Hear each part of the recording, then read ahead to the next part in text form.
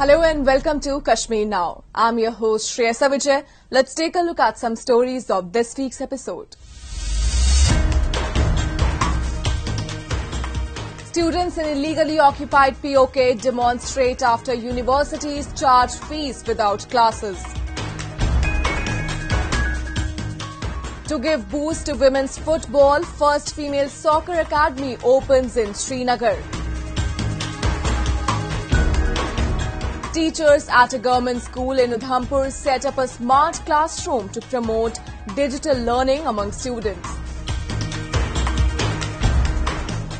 And later, we'll take you to witness the celebrations of different Indian New Year festivals in our special edition of Incredible India. Even during these difficult times of the pandemic, the authorities in illegally occupied POK that work in cahoots with Islamabad are sparing no effort to oppress the people of the region. In their recent act of exploitation, they are demanding full payment of the fees, including the hostel and travel charges from the university students of POK, even when the classes are being conducted online. To raise their voice against the same, scores of students have been demonstrating outside the AJK University campus to demand fees relaxation as the pandemic has already hit household budgets. As if the pandemic that brought the entire education system to a halt wasn't enough, the students in the illegally occupied POK are forced to fight another battle. A battle against injustice, discrimination and an inherently exploitative system that is not sparing them even during these testing times. Colleges across the region were closed in the wake of the outbreak of the first COVID-19 wave and haven't been functioning since then. The concept of online classes too has been largely futile owing to technological and financial barriers. And yet the authorities have asked students for full payment of fees, not just fees but also an arbitrary increment in annual charges. And if you are already calling it unjust, then wait. They have also been notified to pay maintenance, library, hostel and travel charges.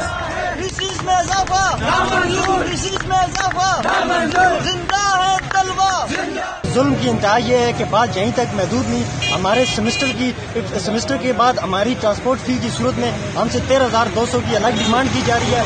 तो इंशाल्लाह हम इसके खिलाफ यहाँ मौजूद हैं, सब्र का दामन थाम कर, तो इंशाल्लाह हम आखिरी मुतालबा हल होने तक यहाँ अपने एहतजाज जारी रखेंगे। This move has also exposed Islamabad's tall claims of endeavoring to empower Kashmiris, as it has not levied similar charges on students in Pakistan. Clearly, the POK students are the target. Pakistan's underlying agenda against the people of POK is always at play. These students said they will continue their protest until the authorities consider reducing the fees amid the pandemic situation, while expressing that Islamabad, which controls the illegally occupied region, has always exploited people in their region. सबसे पहला हमारा मुतालबा है कि जो हमारी tuition fees है, hostel fees है और जो हमारी ट्रांसपोर्ट फीस है उसमें फिल फॉर 50% उसमें कमी की जाए और उसके अलावा डिजिटल चालान का अजरा किया जाए ताकि हमें पता चल सके कि यूनिवर्सिटी इंतजामिया हमसे किस किस चीज़ के चार्जेस जो है वसूल कर रही है। और ये है कि हमारा गैर मायना मुद्दत के लिए हम यहाँ पर बैठे हुए हैं। जब तक हमारे मुतालबात पूरे नहीं होंगे हम यहाँ पर पुरअमन तरीके से यहाँ पर धरना देकर बैठे रहेंगे। The economy of Pakistan occupied Kashmir, just like other parts of the world, has been battered severely by the pandemic. And the people of this region are particularly affected, for they are not just enduring the contagion, but also a systemic Pakistani assault. Moving on, the situation is no different in illegally occupied Gilgit-Baltistan, which too is suffering under the misrule of Pakistani government. Recently, a press conference was organized by the Gilgit-Baltistan Contractors Association, where they accused the Pakistan's Ministry of Kashmir Affairs in Gilgit-Baltistan for shifting the bidding process for GB projects to Islamabad. It's only been a few months since Pakistan's Tehreek-e-Insaf was formed, in illegally occupied Gilgit-Baltistan that it had started showing its true colors. Instead of bringing development in the region, it's even taking the meager source of livelihood that the people have. Recently, while addressing a press conference, the members of the Gilgit-Baltistan Contractors Association alleged that the tendering process for developmental projects had been shifted from Gilgit-Baltistan to Islamabad on the instructions of Ministry of Kashmir Affairs and Gilgit-Baltistan. They even claimed that this has been done under a plan after the formation of Imran Khan's PTI government in the region, and this shifting would lead to job loss of thousands of people associated with local contractors. Federal PSDP के गिलगित के मंसूबों के tender को Kashmir affairs ने वजारत उमूर कश्मीर मुंतकिल किया गया है। इन मंसूबों की तामीर गिलगित बल्तिस्तान में हो रही है। यहाँ के इदारों ने उनकी निगरानी करनी है और मुस्तकबिल में यह मंसूबों की देखभाल की बारी जिम्मेदारियां भी यहाँ के महकमों पर है। और सबसे बढ़कर यह है कि यहाँ के महकमे तामीरात आमा, महकमे बरकियात में काबिल इंजीनियर्स हैं, जिनकी निगरानी माजी में भी ये सारा अमल अंजाम पाता रहा है। और अब मौजूदा हुकूमत कायम होते ही मंसूबों के टेंडर को इस्लामाबाद में तलब करना यहाँ के ठेकेदारों के साथ जाती और यहाँ के चीफ सेक्रेटरी समेत तमाम महकमों के सेक्रेटरीज बिलखुसूस यहाँ की हुकूमत पर अदम एतमाद का इजहार है। हम कश्मीर अफेयर्स के इस इकदाम की मजम्मत करते हैं और कश्मीर अफेयर्स से इस हवाले से हालिया दिनों जारी शुदा लेटर को मनसूख करके तमाम मंसूबों के टेंडर गिलगित बल्तिस्तान में कराने का मुतालबा करते हैं। For the last 7 decades, Pakistan has only pushed the illegally occupied territory of Gilgit-Baltistan towards backwardness. Industries are equal to no in the region, and people are mainly dependent on tourism and government jobs, and that too are also insufficient. Construction sector is another major source of employment in the region, but now this sector too is slowly being hijacked by the leading Pakistani manufacturing and construction companies. During the press conference, the president of Gilgit-Baltistan Contractors Association also blamed the authorities for discriminating between the local contractors and Pakistani companies. He said that while PC1 of the Pakistani companies is easily revised, in case of local contractors a lot of delay is done. PC1, also known as Project Cycle 1, is the planning phase for the execution and development of any projects in government departments. Gilgit-Baltistan एक पसमानदा इलाका है और यहाँ का तरक्याती budget ऊंट के मुंह में जीरा बराबर है।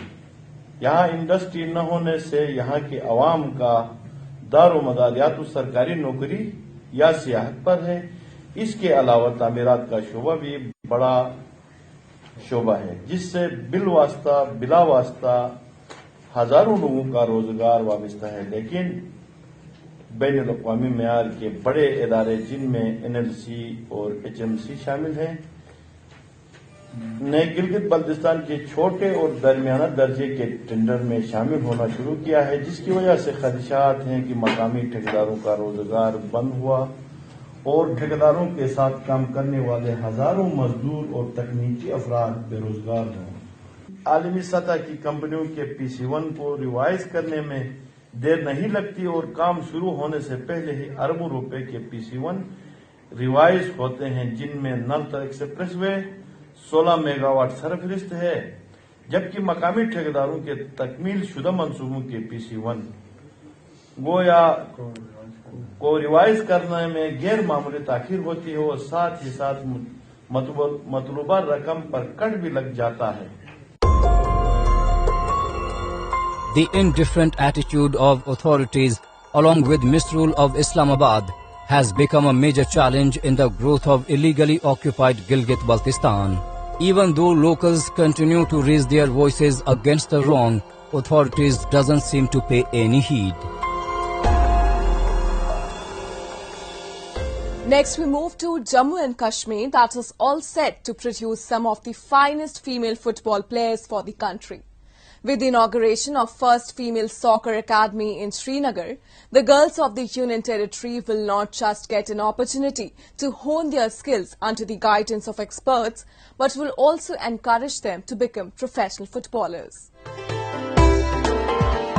Last year, when PM Modi interacted with fitness experts from various sports at Fit India Dialogue, he hailed Afshan Ashiq. A young footballer from Jammu and Kashmir, Afshan is the captain of Kashmir's women's football team and also trains youngsters in Srinagar. वैसे अफसान आपने तो football में कमाल करके दिखाया है और football के फैंस ज्यादातर कहते हैं band it like a Beckham, लेकिन मुझे भरोसा है कि अब वो कहेंगे S it like a Afsan. Soon there will be many female football players in the territory to ace like Afshan as the first female football academy opens in Srinagar.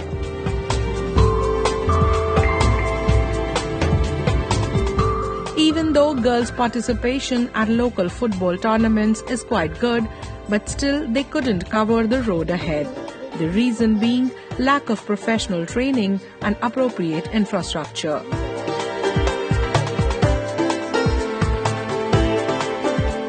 But now, with this academy opened at Srinagar's synthetic football turf, women football in Jammu and Kashmir will soon be soaring to new heights.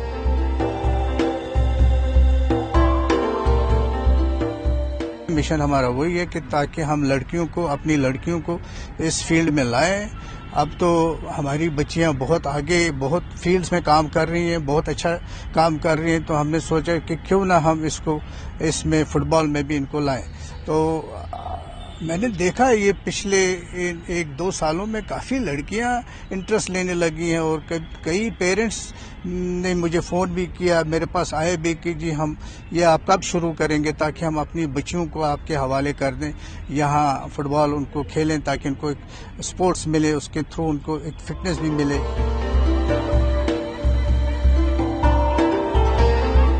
During the opening match, the power-packed girls kicked the soccer as if they are kicking the gender stereotypes that label them a good cook but not a good kicker.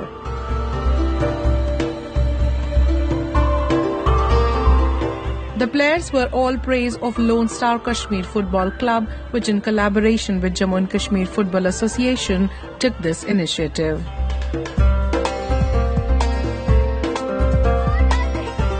They said that it will encourage more girls to take up football and hone their skills under the guidance of professionals.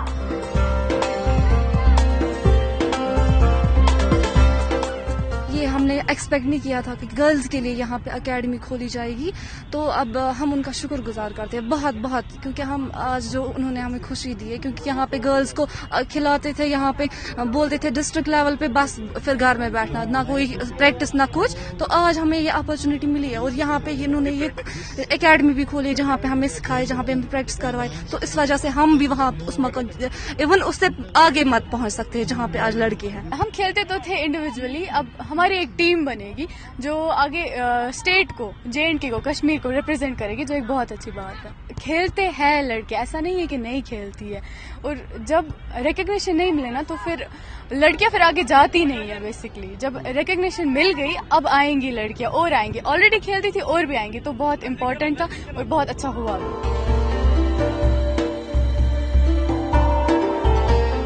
Fighting against all odds, women in Jammu and Kashmir are not just entering into the sports arena, but are also grabbing headlines with their brilliant performances. Some of them have already accomplished a feat in various sports.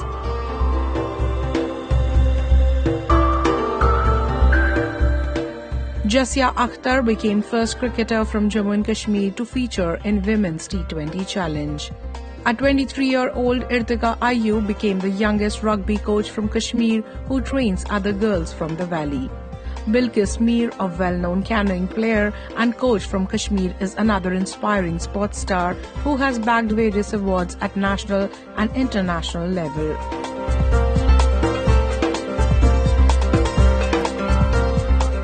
If with limited facilities and number of restrictions, these women can do wonders, then better infrastructure and proper training will definitely turn over a new leaf.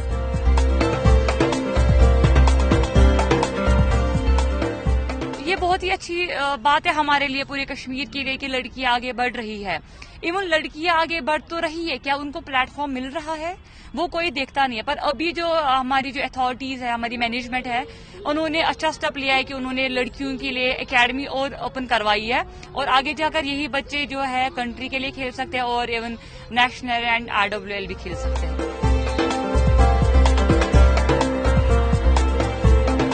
Authorities have already been taking a number of initiatives to bring female talent to the fore. And if this continues, Jammu and Kashmir will soon be a hub of phenomenal women athletes. It is rightly said by British writer C.S. Lewis that the task of the modern educator is not to cut down jungles, but to irrigate deserts. The teachers at a government school in Udhampur personify the preceding lines. Amid this era of technological advancement, when almost every school is adopting smart classroom system, these educators decided not to let their students lag behind and themselves established a smart classroom in the school. Take a look.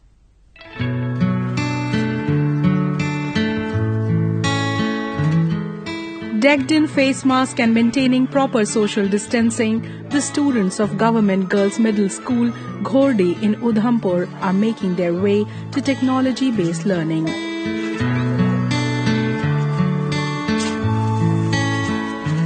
All thanks to the teachers of the school for establishing a smart classroom. They have contributed 90% of the amount to build up this structure.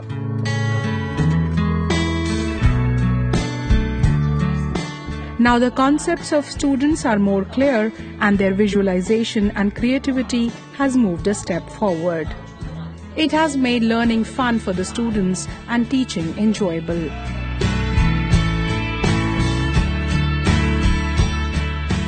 एक गांव का remote area का एक government school है, तो हमने कोशिश किया कि इस मतलब जो एक धारणा रहती है सभी टीचर्स की या सभी पेरेंट्स की कि गांव के जो सरकारी स्कूल है वो अच्छे नहीं है, मतलब इवन सभी पेरेंट्स ये चाहते हैं कि किसी प्राइवेट स्कूल में डाला जाए। लेकिन हमने कोशिश किया कि हमारे जो इस ब्लॉक में जितने भी प्राइवेट स्कूल हैं उनसे हम बेटर एजुकेशन देंगे और अच्छी एजुकेशन देंगे, ताकि सभी टीचर्स ये ना सोचें कि गवर्नमेंट स्कूल अच्छे नहीं है। तो ये जो हमने स्मार्ट रूम बनाया है, इसमें लगभग हमारा कोई 60 से 70,000 तक खर्चा हुआ है। कुछ आपने जो फंड्स थे वो यूटिलाइज किए और बाकी जो 90% इसका जो अमाउंट था वो हमारी पॉकेट से गया है। बच्चों को गवर्नमेंट ने बहुत कुछ स्कीमें दी हुई है, जैसे कि उनको फ्री एजुकेशन, गर्ल्स स्कूल है तो उनके लिए फ्री एजुकेशन है, मतलब फ्री बुक्स मिलती है, इनको यूनिफॉर्म मिलती है गवर्नमेंट की तरफ से, और इनको इनके गर्ल्स की फीस भी माफ की जाती है हर बार, इनको मतलब इनकी फ्री फीस भी माफ की जाती है। तो बाकी सारी फैसिलिटीज जैसे मिड डे मील मिल रहा है इनको, तो ये सारी फैसिलिटीज जहाँ पे मिलती हैं। हमारा भी फर्ज बनता है कि इनके लिए हम हर जो भी आजकल की जो फैसिलिटीज है इनको प्रोवाइड करें। तो हम सब टीचर्स ने एक दिन बैठ के सोचा कि क्यों ना हम इनको एक स्मार्ट रूम की फैसिलिटी दें कि ये भी अच्छी एजुकेशन मिल सके।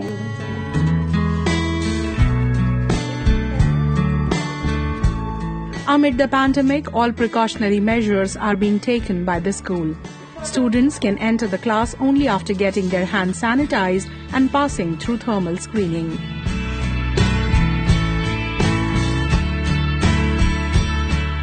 Moreover, the strength of students is also kept less to avoid contraction. While telling about their learning experience, students said they are getting to know things in a better way by audio-visual medium.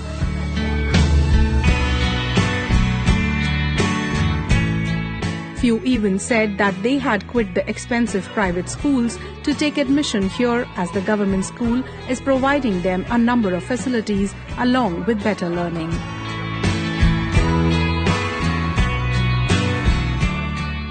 हमारे school में जो smart room बना है उसकी वजह से हमारी education को बहुत मदद होगा और जो भी हमारे स्मार्ट रूम में बहुत सारे चार्ट भी लगाए हुए हैं, जहाँ पे आप देखोगे कि राष्ट्रगान लगा हुआ है, गुड हैबिट्स लगी हुई हैं और हमारे बहुत फेमस मिनिस्टरों के नाम भी लिखे गए हैं।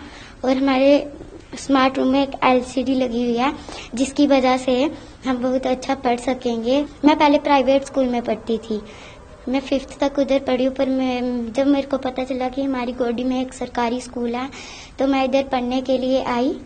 तो मैंने देखा कि इस स्कूल में बहुत सारी फैसिलिटीज हैं, जैसे कि हमें फ्री का मिड डे मील खाने को मिलता है, बुक्स हमें फ्री की मिलती हैं, यूनिफॉर्म हमें फ्री की मिलती है।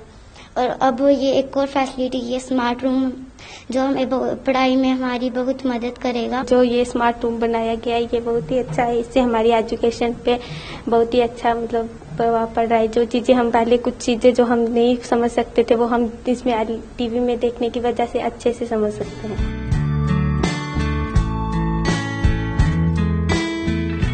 When educators are going an extra mile to give boost to digital education, the Jammu and Kashmir administration is also no behind in its efforts to achieve quality education.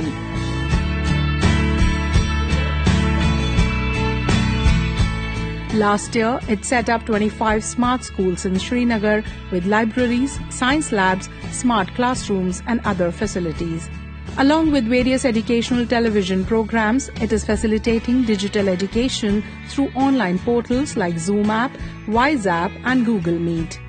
Moreover, Jammu and Kashmir Department of Libraries and Research has linked up with the National Digital Library of India to provide free access of around 1.5 crore downloadable e-books and journals to the students and academicians of the territory.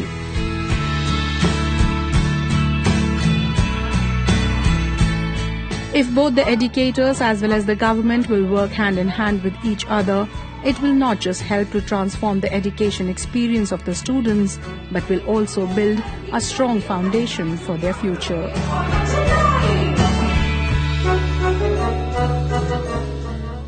Moving on, as every region in India follows a different culture, traditions of New Year's Day celebrations also vary.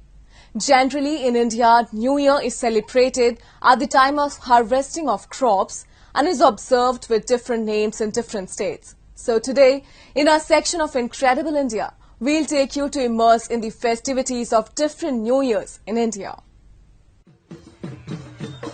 The arrival of spring not only brings with it a season of merriment and joy, but also a fresh bundle of traditions and cultural values. From Kashmir to Kanyakumari, various communities and cultural groups mark the beginning of a new year, which is celebrated in different names across the country. In Assam, it is observed as Bohag Bihu or Rongali Bihu, whose merriment goes on for 7 days. Assamese visit their friends and families and celebrate it with feasts, music and dancing. This year too, the festival was observed with much enthusiasm across Assam. Decked up in traditional attires, young men and women performed traditional Bihu dance to mark the cultural extravaganza. इस बार हम लोग पूरे जोश से ये बिहू करने वाले हैं, सेलिब्रेट करने वाले हैं। बहुत ही अच्छा लग रहा है और जैसे कि यहाँ पे आप देख ही रहे होंगे कि किस तरह से हम लोग यहाँ पे प्रैक्टिस कर रहे हैं और कितने जोश से हम लोग ये डांस कर रहे हैं, जो कि हम बचपन से करते आ रहे हैं।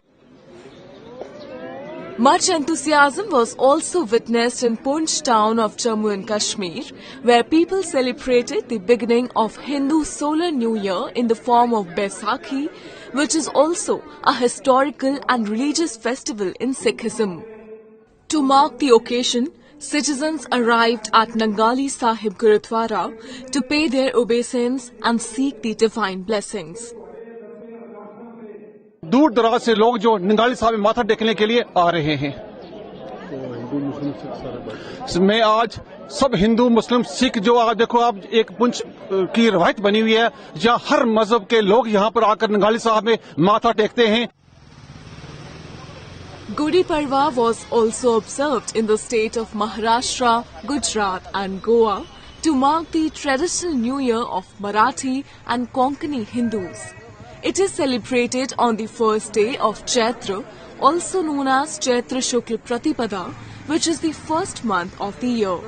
During the occasion, a special Gudi flag garlanded with flowers, mango and neem leaves, topped with upturned silver or bronze pot, is hosted outside every house, in a window, terrace or a high place so that everybody can see it. It is believed that on this day, Hindu god Brahma created time and universe, and therefore the Gudi flag is also regarded as the Brahma's flag. हम सब परिवार इकट्ठा होके मजे में त्योहार मनाते हैं। गुड़ी हमारे नया वर्ष का गुड़ी पड़वा त्योहार बड़ा धूमधाम से चलता है। महाराष्ट्र के अंदर, नासिक के अंदर बड़े धूमधाम से हम त्योहार मनाते हैं। In Karnataka, people visited the temples to mark the New Year's Day, which is celebrated by the name of Yugadi. Similar scenes were also witnessed in the Chennai city of Tamil Nadu, where people visited the temple of Sri Venkateshwar Swami to celebrate Puthandu, which is the first day of the year on Tamil calendar and is observed on the next day of Yugadi. All the possible arrangements were done by the temple authorities, enabling devotees to have the blessings of God without any hassle. We wish all the people of India and Bhaktagara of Venkateshwar Swami a Happy New Year. Because of the Telugu New Year today and Tamil New Year tomorrow, we have organized all the possible arrangements, and morning 9 to 10:30 we have Asthanam, and tomorrow also we have the same time. All Bhaktars are requested to come and have the blessings of Lord Venkateshwara. Namo Venkateshaya. With one festival known by different names and celebrated in different ways across the country, showcases the beauty of India and its diverse culture and traditions. That's all we have for you in this week's episode. Till we see you next week, it's goodbye from the entire production team.